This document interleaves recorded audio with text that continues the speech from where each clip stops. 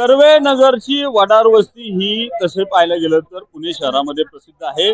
कर्वे नगर हा प्रभाग क्रमांक 30 मध्ये आज एसआरएच्या माध्यमातून मोजणी करण्याचं काम चालू होतं आणि त्याला स्थानिकांनी विरोध केलेला आहे। काही स्थानिक आपल्या सोबत आहेत।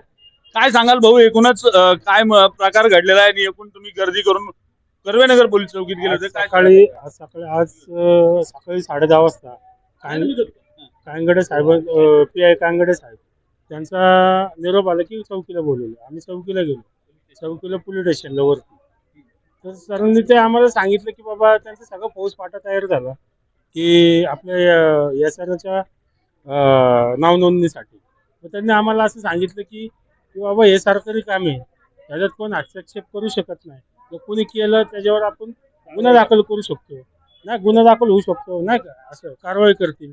तर तिथून आम्ही म्हटलं आम्ही 2-4 जण काय आम्ही मेन नाही, आम्ही सगळ्यांना बोलतो. ते म्हटलं की आपण कर्वेनगर चौकीला येऊ. चौकीला आलो तर deputy collector madam Archana Yadav ही मॅडम, ह्या मॅडमनी मागच्या 2 वर्षापूर्वी काही गुंड प्रवृत्तीची लोक आणून 5-50 बायका आणून असं दमदाटी केली.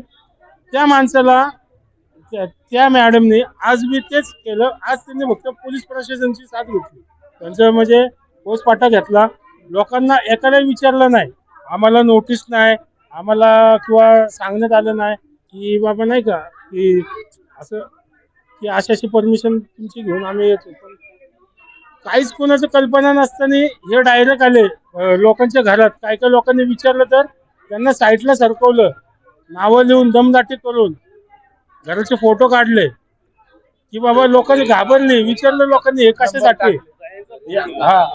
गेल्या वर्षी इथं सॅम्पल फ्लॅट बांधण्यात आला. काही राजकीय लोकांनी त्यात राजकीय लोकांनी हस्तक्षेप करून त्यामध्ये सॅम्पल फ्लॅट बांधण्यात आले. त्यावेळेस पण आम्ही विरोध केला, ते थांबलं. आणि आज तर अतिशय रस केला त्यांनी की बाबा पोलीस यंत्रणा हाताशी धरून म्हणजे बळजबरीप्रमाणेच हे केल्यासारखं होते. कोणालाही सामान्य माणसाला म्हणजे स्थानिक रहिवाशांना हाताशी न धरता कुठलीच कामं केलेली नाही त्यांनी.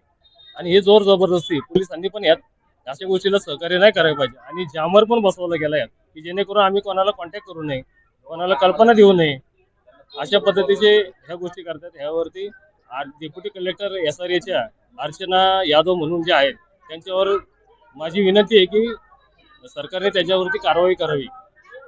कर्वेनगर चौकीला आम्ही ना अर्चना यादव या मॅडमच्या वर तक्रार बी दिली. कर्वेनगर पोलीस चौकी प्रशासनाने त्यांनी त्यांच्यावर कठोर कारवाई करून त्याचा तपास खोलपर्यंत करावा.